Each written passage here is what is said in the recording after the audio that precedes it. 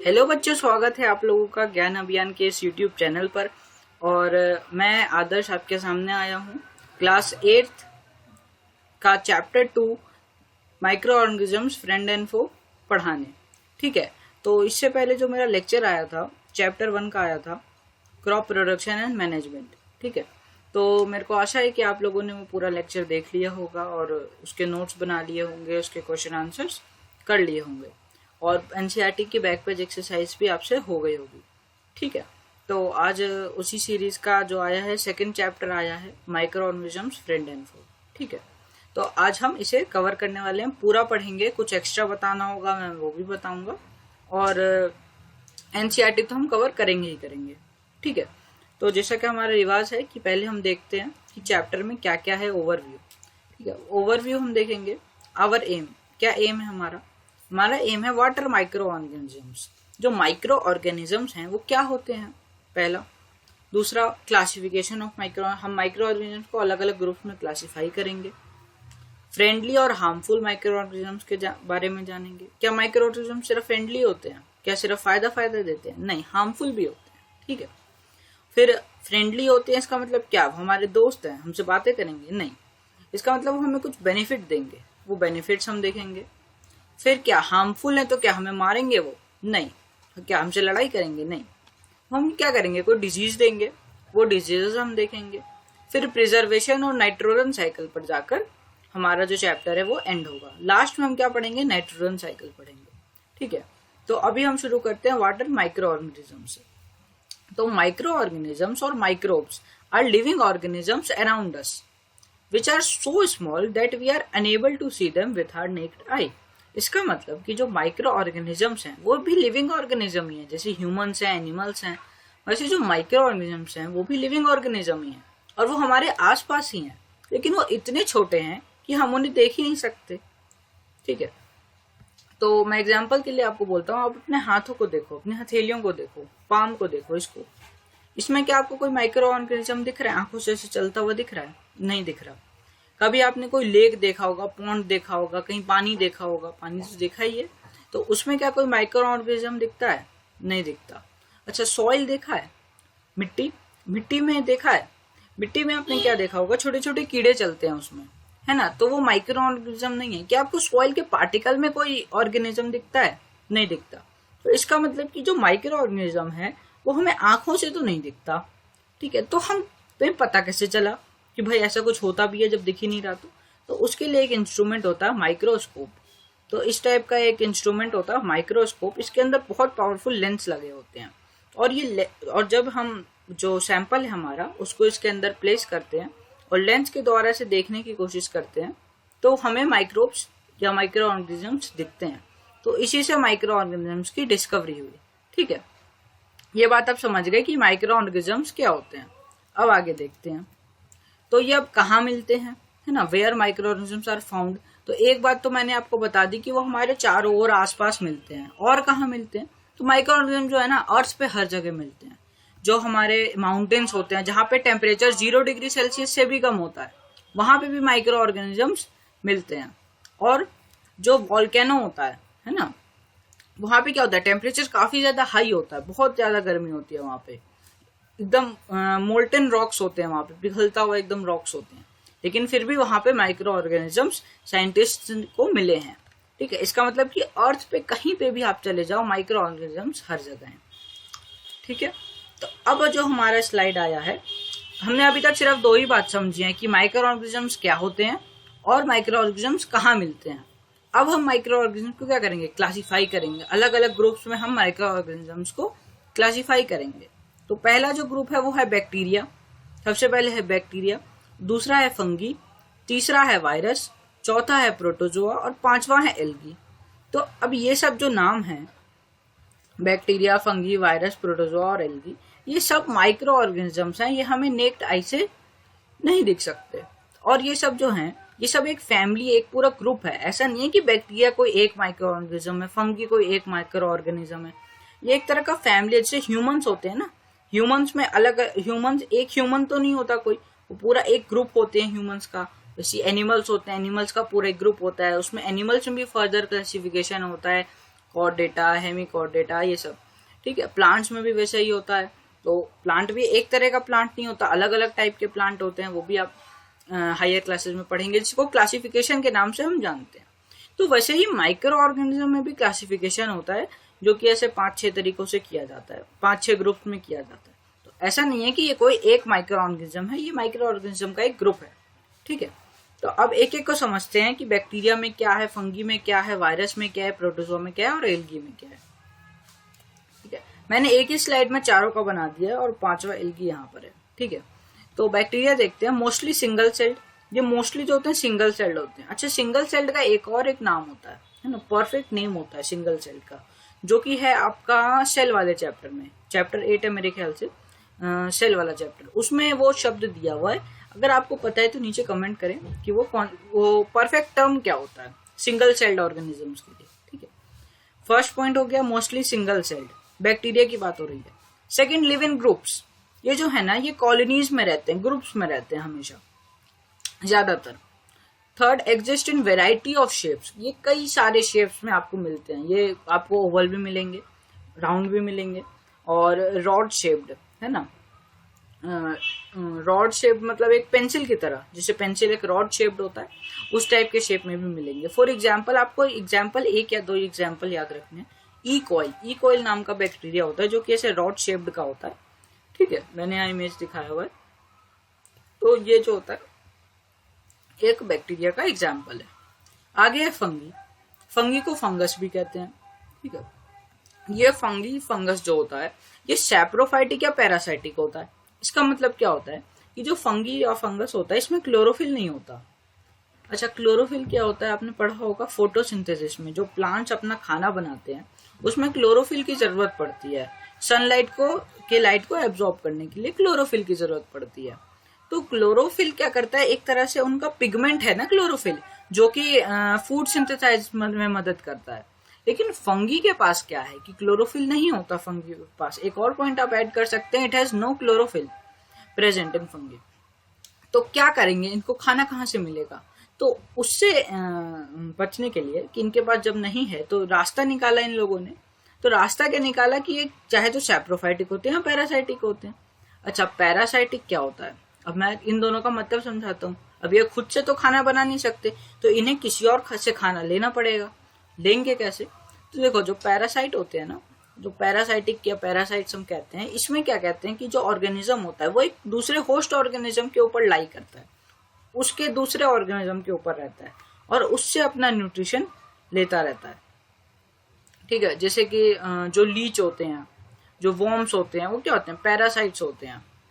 तो वो एक होस्ट ऑर्गेनिज्म पे रहते हैं, जिसको कि वो मारते भी नहीं है ना, किल भी नहीं करते, लेकिन फिर भी अपना ऑर्गेन जो है न्यूट्रिशन वो लेते रहते हैं। ये होता है पैरासाइट। तो ठीक है, फर्स्ट पॉइंट हो गया, दे आर सैप्रोफाइटिक और पैरासाइटिक। Second point, heterotrophs. अब देखो, खुद का खाना तो बना नहीं सकते, जो खुद का खाना बनाते हैं उन्हें कहते हैं ऑटोट्रॉफ्स, जो खुद का खाना नहीं बना सकते उन्हें कहते हैं हेटेरोट्रॉफ्स। तो ये क्या हो गए, हेटेरोट्रॉफ्स हो गए।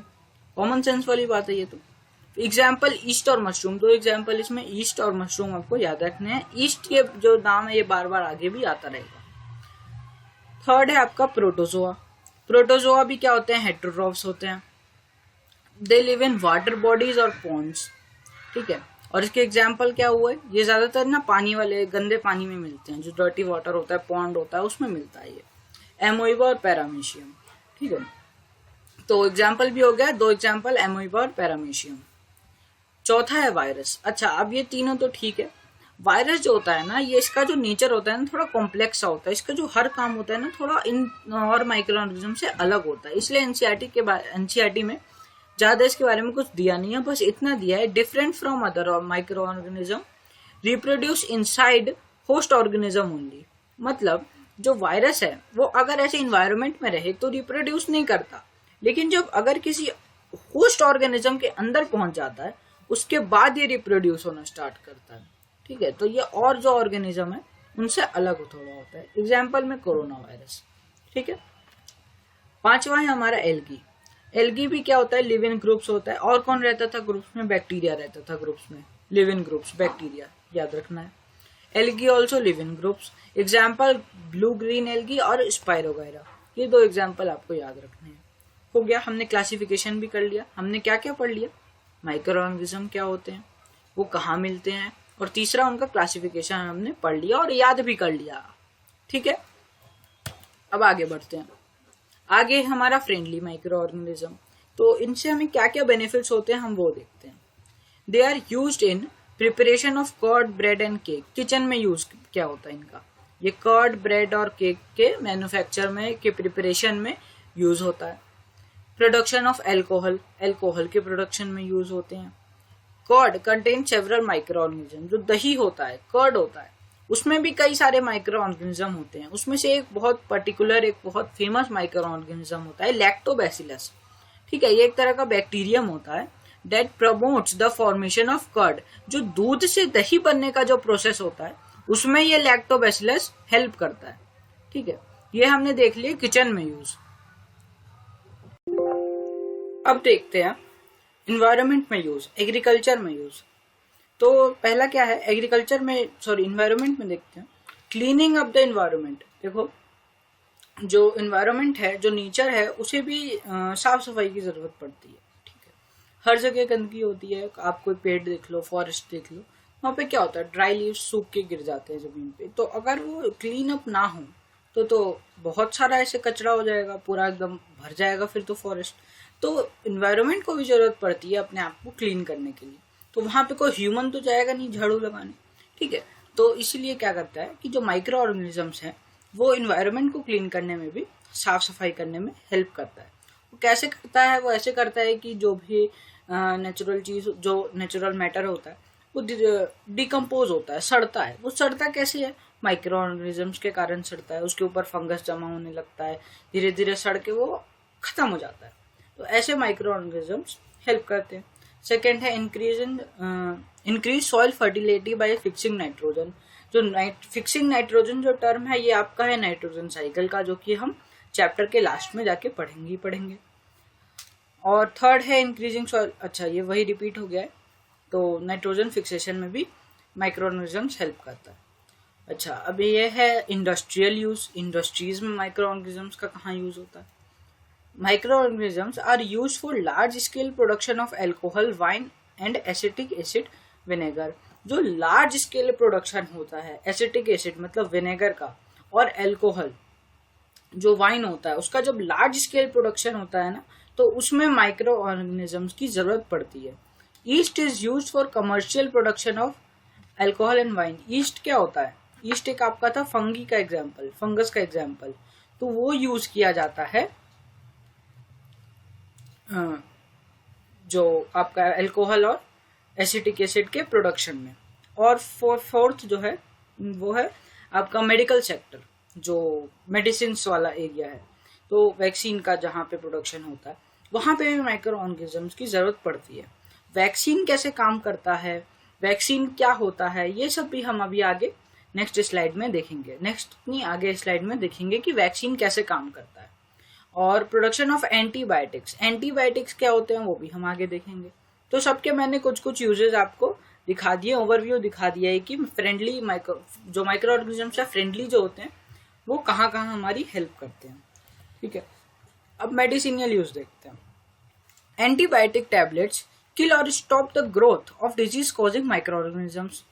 ठीक है, a number of antibiotics are produced from bacteria and fungi. Streptomycin, tetracycline and erythromycin are some example. नाम सुन के डरो मत, याद करने की जरूरत नहीं है।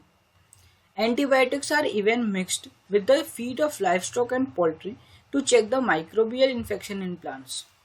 तो पहले मतलब समझते हैं, जो एंटीबायोटिक टैबलेट्स होते हैं या मेडिसिन होती हैं वो क्या करते हैं, जो डिजीज कॉजिंग माइक्रो ऑर्गेनिजम्स है ना, उनका जो ग्रोथ है या रिप्रोडक्शन है। देखो माइक्रो ऑर्गेनिजम्स भी क्या होते हैं, रिप्रोड्यूस होते हैं, बढ़ते हैं।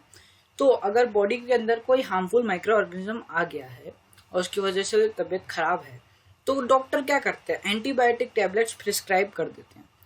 वो क्या करता है, एंटीबायोटिक टैबलेट जो माइक्रो ऑर्गेनिज्म है उनके ग्रोथ को रोक देता है और उन्हें किल कर देता है। तो ऐसा क्या किसकी मदद से हो पाया, माइक्रो ऑर्गेनिज्म की मदद से ही हो पाया ना। वो सुना है लोहा लोहे को काटता है, तो वैसे ही यहाँ पे भी होता है। जो माइक्रो ऑर्गेनिजम्स है उनको भी मारने के लिए माइक्रो ऑर्गेनिज्म की मदद से ही टैबलेट्स बनाए जाते हैं। तो एंटीबायोटिक टैबलेट वो टैबलेट होते हैं जो कि माइक्रो ऑर्गेनिज्म से होने वाली डिजीज को किल करता है या स्टॉप करता है। ठीक है, एंटीबायोटिक टैबलेट समझ गए। A number of antibiotic tablets are produced from bacteria and fungi. बहुत सारे जो एंटीबायोटिक्स हैं वो बैक्टीरिया और फंगी की मदद से प्रोड्यूस किए जाते हैं, जिनमें कई हर दिन मतलब नए नए टैबलेट्स, नए नए नाम सुनने को मिलते हैं, जो कि सारे एंटीबायोटिक्स होते हैं ज्यादातर। स्ट्रेप्टोमाइसिन, टेट्राक्लाइन, ये दो तीन एग्जांपल्स है जिनको याद करने की जरूरत नहीं है, स्कूल्स में नहीं आता। ठीक है, antibiotics are even mixed with feed of life stock. जो आपकी लाइफ स्टॉक होते हैं, जो पोल्ट्री होती है, देखो फर्स्ट चैप्टर में के लास्ट में मैंने आपको एक बताया था एनिमल हस्बेंड्री। ठीक है, एनिमल हस्बेंड्री में मैंने आपको बताया था जो कैटल होता है, जो गोट्स होती हैं, जो अलग अलग जैसे होता है डेयरी फार्म्स होते हैं, तो वहां पे क्या होता है, लाइफ स्टॉक होते हैं, एनिमल्स होते हैं, कैटल होता है, तो उनका जो खाना होता है, उनका जो फीड होता है, तो उसमें भी एंटीबायोटिक्स मिक्स किए जाते हैं। क्यों? क्योंकि कई सारी ऐसी डिजीजेस होती हैं जो कि कैटल से मतलब पोल्ट्री लाइफ स्टॉक से ह्यूमंस में फैलने का डर होता है, या ह्यूमंस में ना भी फैले तो एनिमल्स में ही फैलने का डर होता है। तो उससे बचने के लिए क्या करते हैं, उनके खाने में ही एंटीबायोटिक टैबलेट्स मिला दिए जाते हैं कि वो लोग भी हेल्दी रहें। फोर्थ है हमारा, they are used in controlling many plant disease. जो प्लांट में जो डिजीज होती हैं, प्लांट्स में भी डिजीज होती हैं, जिससे कि जो यील्ड है वो कम हो जाता है, प्लांट सड़ने लगता है, ये सब क्या होता है, डिजीजेस होते हैं। तो प्लांट में भी डिजीजेस होते हैं, उसे भी कंट्रोल करने के लिए एंटीबायोटिक्स यूज किए जाते हैं। Several diseases including cholera, tuberculosis, small pox and hepatitis can be prevent by vaccination. Vaccination मतलब वैक्सीन का जो लगने का प्रोसेस होता है उसे वैक्सीनेशन कहते हैं। तो ये कुछ सेवरल डिजीज हैं जिसमें कि सारे डिजीज के नाम आपको याद होने चाहिए, जो कि वैक्सीनेशन से प्रिवेंट किए जा सकते हैं। एक साइंटिस्ट का नाम दिया है अलेक्जेंडर फ्लेमिंग, एनसीईआरटी के में इसके बारे में येलो बॉक्स में दिया हुआ होगा। तो ये भी एक तरह के क्या, ये साइंटिस्ट थे जिन्होंने from this mould penicillin was prepared. जो पेनिसिलिन नाम का जो जो क्या कहते हैं, वैक्सीन, हाँ वैक्सीन इन्होंने प्रिपेयर किया था, जो कि एक काफी खतरनाक बीमारी के लिए यूज होता है, उससे बचने के लिए यूज होता है। तो ज्यादा इसके बारे में याद नहीं रखना, फिर भी यहाँ पे आप पढ़ लो। Suddenly he found spores of little green mould on one of its culture plates, he observe presence of mould prevented the growth of bacteria. तो इन्होंने जो डिस्कवरी की भी थी ना, एक थोड़ा गलती के कारण इन्होंने डिस्कवरी कर ली थी, मतलब ये कर तो रहे थे लेकिन इनकी डिस्कवरी हो नहीं पा रही थी। तो उन्होंने क्या किया था, जो मोल्ड होता है ना, मोल्ड, उसको बैक्टीरिया के साथ रख दिया था गलती से। उसके बाद इन्होंने देखा कि जो मोल्ड है ना, उन्होंने जो मोल्ड है वो बैक्टीरिया के ग्रोथ को रोक दिया, आगे नहीं बढ़ने दिया। तो इसी से उनकी डिस्कवरी हो गई थी कि जो बीमारी फैल रही थी उस टाइम पे, उनके टाइम पे, तो यही उन्होंने डिस्कवरी किया था। और उसके बाद इससे ऊपर उन्होंने वैक्सीन भी बना दी थी। तो इनके बारे में नाम आपको याद रखना है, अलेक्जेंडर फ्लेमिंग। इन्होंने एक डिजीज कॉजिंग बैक्टीरिया के रिस्पॉन्स में एक वैक्सीन, एक दवाई बनाई थी। अब देखते हैं हाउ वैक्सीन वर्क्स। वैक्सीन कैसे काम करता है। When a disease carrying microbe enters our body, जब एक माइक्रोब मतलब माइक्रो ऑर्गेनिज्म, एक डिजीज कैरिंग माइक्रो ऑर्गेनिज्म किसी के बॉडी के अंदर एंटर करता है, the body produces antibodies to fight the invader.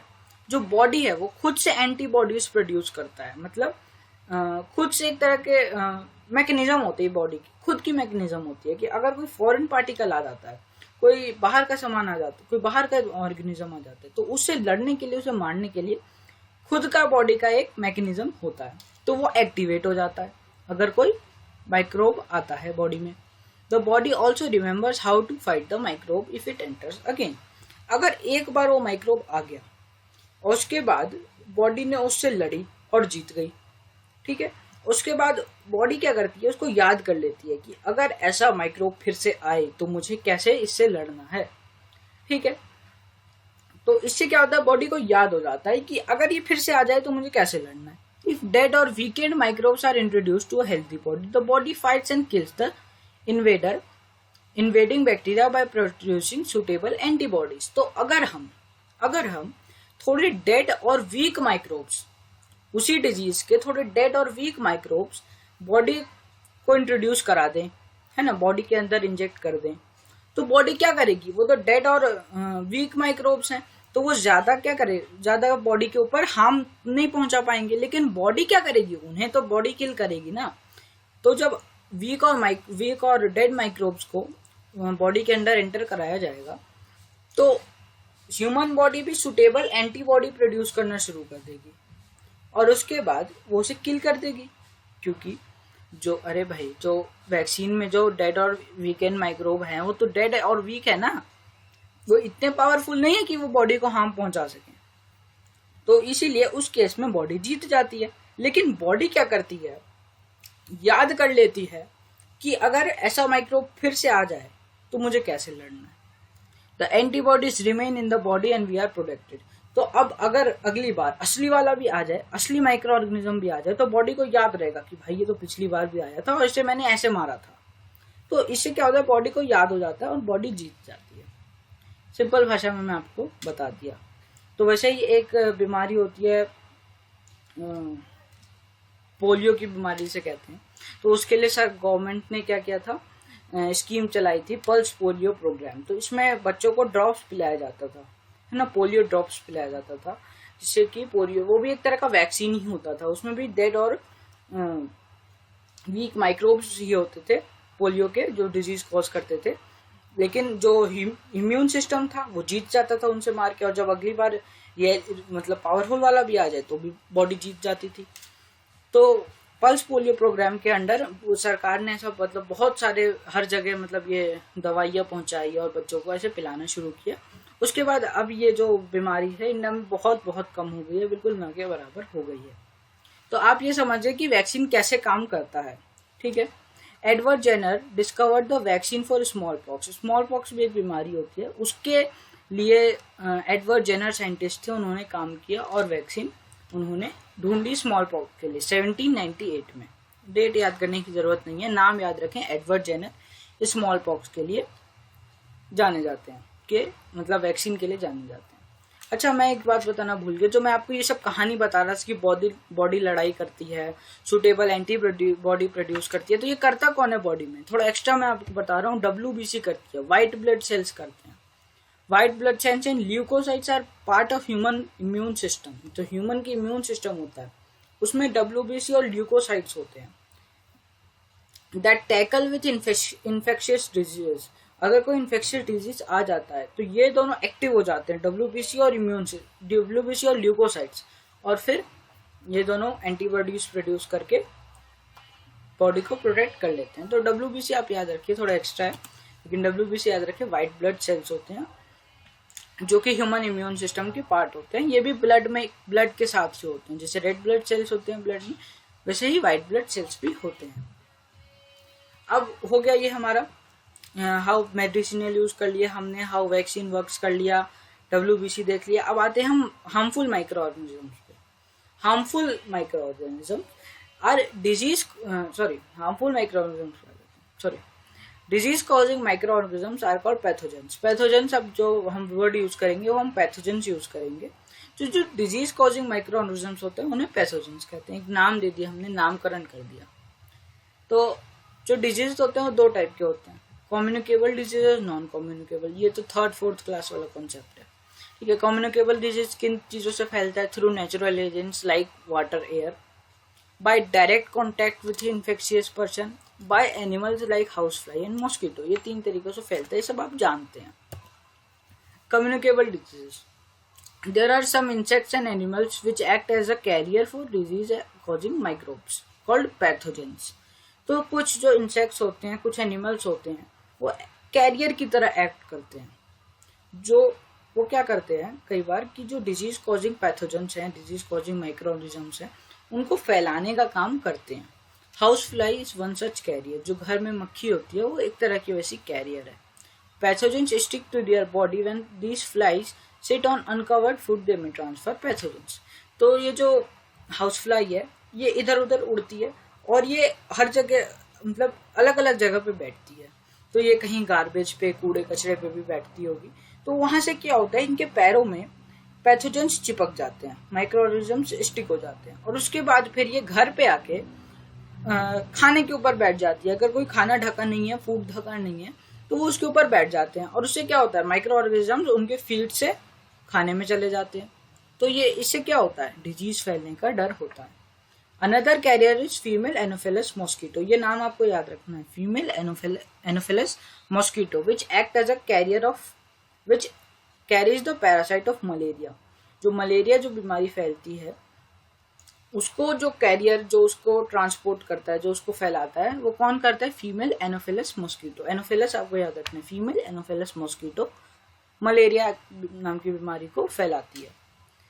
Female aedes mosquito, aedes mosquito किसको फैलाती है, डेंगू को फैलाती है। डेंगू एक तरह का वायरस है। तो ये दोनों आपको मेनली याद रखने हैं।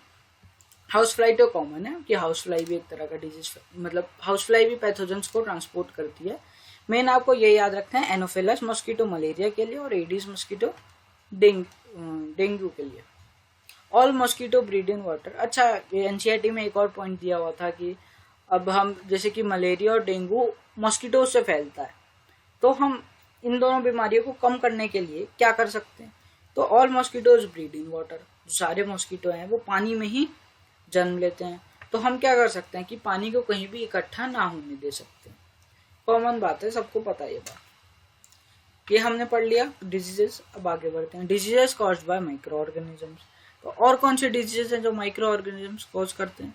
तो यहाँ पे पूरी एक टेबल बनी हुई है, जो इसको कि आपको याद ज्यादा नहीं करनी है, बस आपको ये याद करना है कि कौन से जो डिजीजेस हैं वो बैक्टीरिया से होते हैं, कौन वायरस से होते हैं और कौन प्रोटोजोआ से होते हैं।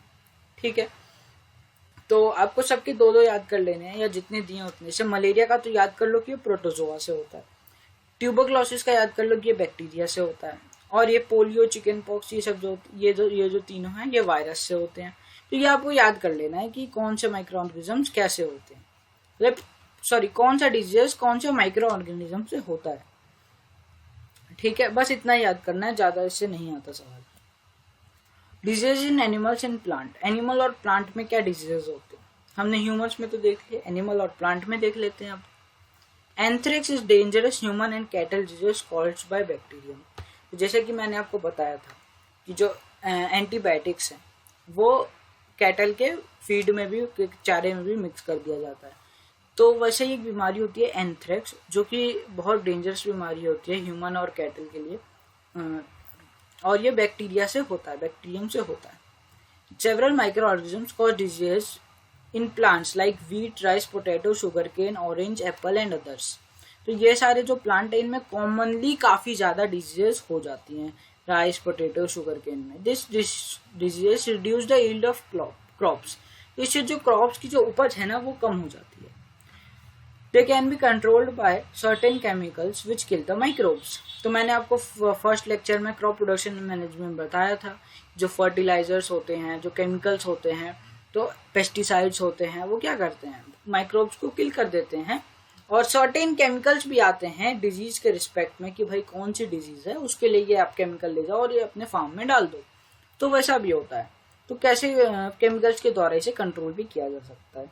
तो ये नाम आपको याद रख लेते हैं। इनमें से नाम आता है citrus canker, rust of wheat और ये येलो मोसैक, ये आता है। रॉबर्ट कॉच, इन साइंटिस्ट का भी आपको नाम याद रखना है। Discovered bacterium which causes anthrax disease. तो रॉबर्ट कॉच का नाम याद रखना है कि उन्होंने ये बैक्टीरियम का डिस्कवरी किया था जो कि एंथ्रेक्स डिजीज करता है। ठीक है, ये हमने देख लिया। आगे अब जो है हमने डिजीजेस भी देख लिया कि क्या क्या डिजीजेस है, क्या क्या हम वो लोग हमें माइक्रो ऑर्गेनिजम्स हमें पहुंचाते हैं। अब आते हैं हम फूड प्रिजर्वेशन पे। फूड को कैसे प्रिजर्व किया जाता है, प्रिजर्व क्यों करना है, क्योंकि अगर हमने प्रिजर्व नहीं किया तो ये माइक्रो ऑर्गेनिजम्स उसके ऊपर अटैक कर देंगे। तो अटैक कर देंगे तो क्या होगा, वो चीज हमें पहले जाननी पड़ेगी। तो क्या होगा उसका रिजल्ट हम देखते हैं। फूड पॉइजनिंग होगा उसका result. Food poisoning could be due to consumption of food spoiled by some microorganisms. अगर किसी माइक्रो ऑर्गेनिज्म ने फूड को स्पॉइल कर लिया है और उसको हमने कंजम्पशन कर लिया, उसको हमने खा लिया, तो उससे क्या हो जाता है, फूड पॉइजनिंग हो जाता है। डेट ग्रो ऑन और फूड। और ये जो होता है माइक्रो ऑर्गेनिजम्स जब किसी के ऊपर अटैक करते हैं फूड के ऊपर, तो वो क्या करते हैं, टॉक्सिक सब्सटेंसेस प्रोड्यूस कर देते हैं, जो कि एक तरह का पॉइजन होता है, स्लो पॉइजन होता है। तो टॉक्सिक सब्सटेंस पॉइजन प्रोड्यूस कर देते हैं वो। This makes the food poisonous, causing serious illness and even death. इससे क्या कहते हैं, काफी ज्यादा आदमी बीमार हो सकता है और मर भी सकता है। तो इसलिए हमें फूड को प्रिजर्व करना जरूरी होता है कि हमारे फूड पे जो है, हमारे खाने पे जो है, माइक्रो ऑर्गेनिजम्स अटैक ना करें। तो उसके लिए कुछ केमिकल मेथड्स होते हैं। वो कौन से केमिकल मेथड्स होते हैं? Salts and edible oil are common chemicals that use to check the growth of micro organisms. जो नमक है, साल्ट है, और जो तेल होता है, एडिबल ऑयल होता है, ये बहुत कॉमन केमिकल है जो कि घरों में मिलता है, और ये इनको प्रिजर्वेटिव की तरह यूज किया जाता है। वी एड साल्ट और acid to preserve pickles to prevent the attack of microbes. नमक और एसिड, एसिड कौन सा एसिड? एसिटिक एसिड, जो किस में होता है? विनेगर में होता है। वो हम किस में डालते हैं? हम घरों में जो पिकल्स होते हैं, अचार होते हैं, उनमें हम डालते हैं, और उससे क्या होता है, प्रिजर्व रहता है। जो पिकल्स होते हैं, आप देखते हो कि साल 2 साल पिकल्स खराब नहीं होते, उनमें फंगस नहीं लगता। क्यों? क्योंकि इसमें हम एडिबल ऑयल, साल्ट और एसिड्स, ये सब का यूज करते हैं।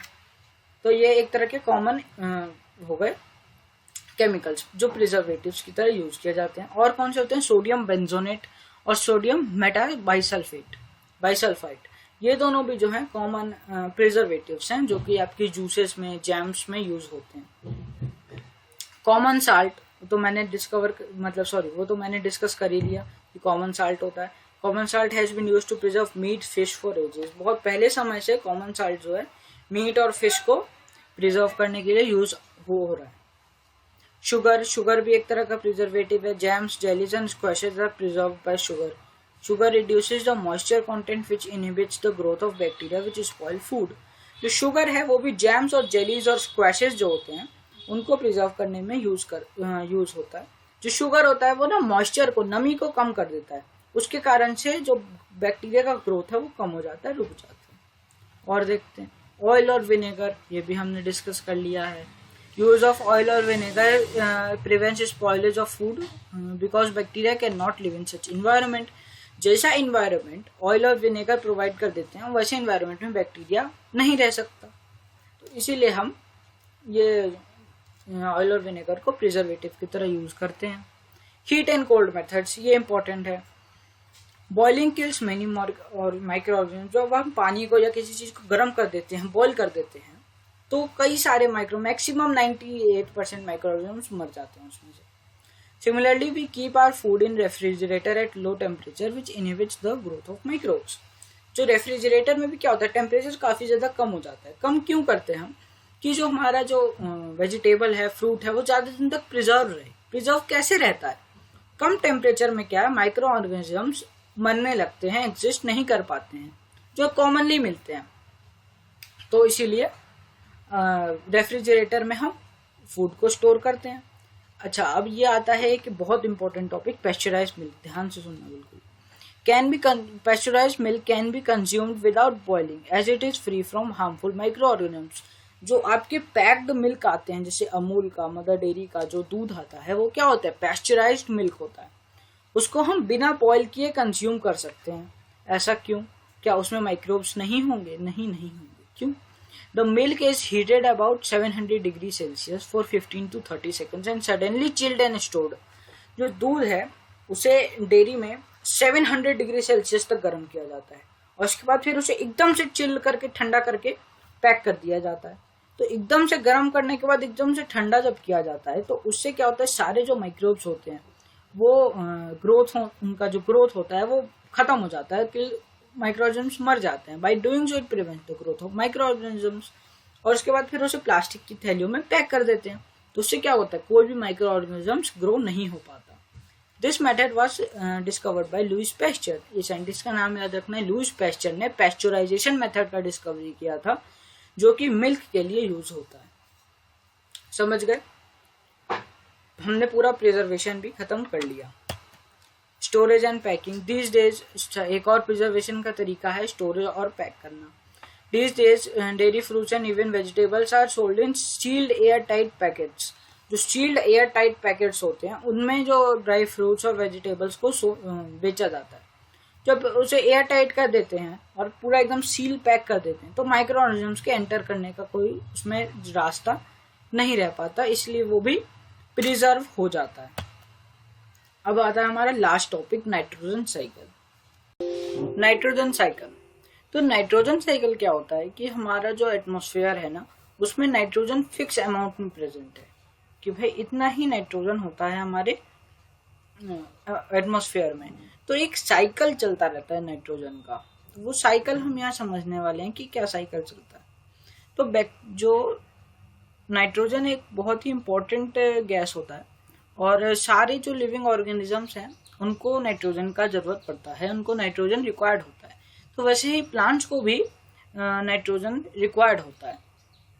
लेकिन दिक्कत ये होती है ना कि जो प्लांट्स हैं वो एटमॉस्फेरिक नाइट्रोजन को एब्जॉर्ब नहीं कर पाते, जैसे कि ऑक्सीजन तो वो डायरेक्टली ले लेते हैं, लेकिन जो नाइट्रोजन है वो डायरेक्टली एटमॉस्फेयर से, जिस फॉर्म में एटमॉस्फेयर में N2 के फॉर्म में होता है, तो उस फॉर्म में क्या है कि प्लांट्स नाइट्रोजन को एब्जॉर्ब नहीं कर सकते। तो उसके लिए काम आता है हमारा एक bacterium rhizobium. Bacterium rhizobium is involve in fixation of nitrogen in leguminous plants pulses. Rhizobium lives in root of nodules of leguminous plant such as beans, pea, with which it has symbiotic relationship। तो जो rhizobium नाम का जो हमारा bacterium है वो leguminous plant, जो हमारे दाल वाले पौधे होते हैं जैसे कि चना दाल, अरहर दाल, ये सब दाल के जो पौधे होते हैं उनके जो रूट्स होते हैं उसमें ये रहता है और सिम्बायोटिक रिलेशनशिप में रहता है, मतलब ये उन्हें नाइट्रोजन देता है और प्लांट इन्हें हेल्प करता है, फूड देता है। ठीक है, तो बैक्टीरिया में करता क्या है, nitrogen can not be taken directly by plants and animals. Certain bacteria and blue green algae present in soil fix the nitrogen from the atmosphere and convert it into compounds of nitrogen. तो जो nitrogen है मैंने बता दिया कि directly नहीं ले सकते एटमॉस्फेयर से, लेकिन चाहिए, जरूरत तो है। तो क्या होगा कि जो कुछ ऑर्गेनिज्म है जैसे ब्लू ग्रीन एल्गी और राइजोबियम, तो ये क्या करता है कि जो नाइट्रोजन को खुद एब्जॉर्ब करके और एक अलग कंपाउंड में बदल देता है, और एक ऐसे कंपाउंड में बदल देता है जिसको कि प्लांट्स ले सकें। व्हेन प्लांट्स एंड हाँ ठीक है, तो वो कौन सा कंपाउंड होता है, वो होता है हमारा एमोनियम। ये मैं एक्स्ट्रा बता रहा हूँ आपको, लेकिन ये इंपॉर्टेंट है।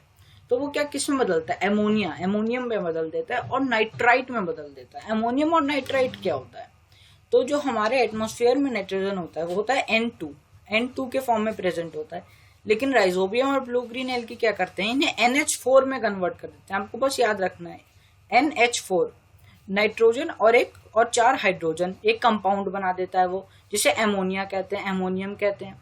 और दूसरा कंपाउंड क्या बनाता है, NO3 मतलब ऑक्सीजन, 3 ऑक्सीजन और 1 नाइट्रोजन का एक कंपाउंड बना देता है। एमोनिया क्या एक कंपाउंड है, ठीक है। वैसे ही नाइट्रोजन का एक और क्या कंपाउंड है, नाइट्राइट है।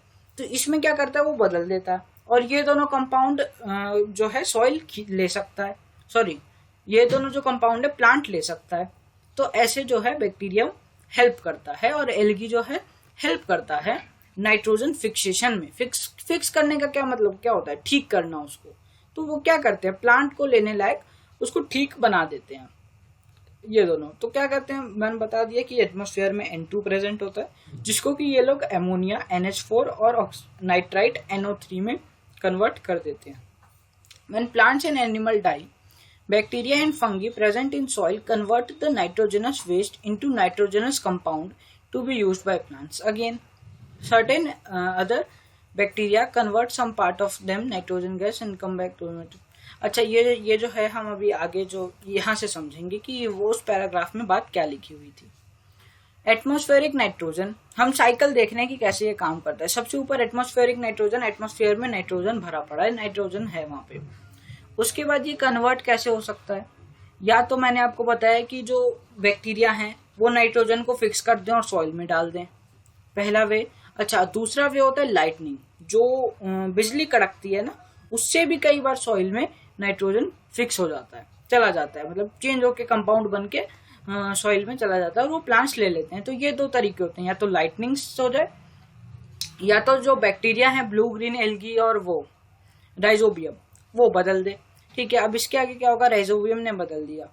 Bacteria in turn fix the nitrogen into nitrogenous compound. कौन से दो कंपाउंड है, अमोनिया और नाइट्राइट। और उसके बाद फिर ये कहा जाएगा compounds of nitrogen in soil, और सॉइल मिक्स हो जाएगा। अब ये जो सॉइल है इससे कहाँ पे जाएगा, अपटेक बाय प्लांट्स, इसे प्लांट्स ले लेंगे। प्लांट्स को अब क्या होगा, प्लांट्स को क्या करेंगे, एनिमल खा लेंगे, एनिमल ईट द प्लांट्स। और एनिमल फिर क्या होंगे, डाई होंगे, मरेंगे।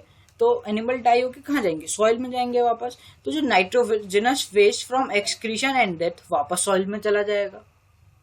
हो गया ना साइकिल। इतना तो आपको साइकिल में समझ में आया कि इतना साइकिल कैसे चला, वापस अब सॉइल में आ गया। लेकिन सॉइल से अब वापस एटमॉस्फेयर में भी तो जाना है, तो उसके लिए भी कुछ बैक्टीरिया होते हैं। Bacteria turn the compound of nitrogen into gaseous nitrogen. कुछ ऐसे भी वहां पे बैक्टीरियल कंपाउंड बैक्टीरिया होते हैं जो कि इस कंपाउंड को, जो कंपाउंड बने थे उनको वापस N2, उनको वापस एटमॉस्फेरिक नाइट्रोजन में कन्वर्ट कर दे। तो ऐसे भी कंपाउंड होते हैं। ठीक है, तो एक फिर यहाँ पे साइकिल चलता रहता है ऐसे। तो ये जो लास्ट वाला पैराग्राफ था इसमें यही बात लिखी थी कि जो प्लांट और एनिमल जब मरते हैं, डाई हो जाते हैं, तो जो सॉइल होता है उसमें जो नाइट्रोजनस वेस्ट है, जो नाइट्रोजनस कंपाउंड है, वो चला जाता है सॉइल में। और उसके बाद फिर एक और कुछ और बैक्टीरियाज होते हैं, वो फिर सॉइल में से वापस एटमॉस्फेयर के लिए नाइट्रोजन बना देते हैं। ठीक है, और वैसे ही यहाँ पे लाइटनिंग वाला भी चलता है। इधर से एटमॉस्फेरिक नाइट्रोजन लाइटनिंग के मदद से फिक्स हो जाएगा, और उसके बाद फिर फिक्स होकर सीधा वो सॉइल में चला जाएगा, और सॉइल से तो फिर बैक्टीरिया वापस उसे एटमॉस्फेयर में डाल ही देंगे। तो इसी के साथ होता है हमारा यहाँ पे चैप्टर एंड। और हमने नाइट्रोजन साइकिल कर लिया, पूरा खत्म कर लिया, नाइट्रोजन साइकिल समझ लिया कि कैसे कैसे होता है। और पूरा चैप्टर जो है NCERT जो है आपका, वो पूरा मैंने खत्म करा दिया है। जो जो एक्स्ट्रा बताना था वो भी मैंने आपको बता दिया। ठीक है, तो अब ये लेक्चर अपलोड हो जाएगा, और आप वैसे ही फिर से सारे NCERT के बैक पेज एक्सरसाइजेस कर लीजिए। जो मेरी पूरी PPT है इसको फिर से पूरी नोट्स बना लीजिए सारे अपनी कॉपी में, सुंदर सुंदर राइटिंग में, डायग्राम्स के साथ और एग्जाम्पल्स के साथ नोट डाउन कर लिए। ठीक है, मिलते हैं चैप्टर 3 नेक्स्ट लेक्चर में, तब तक बाय।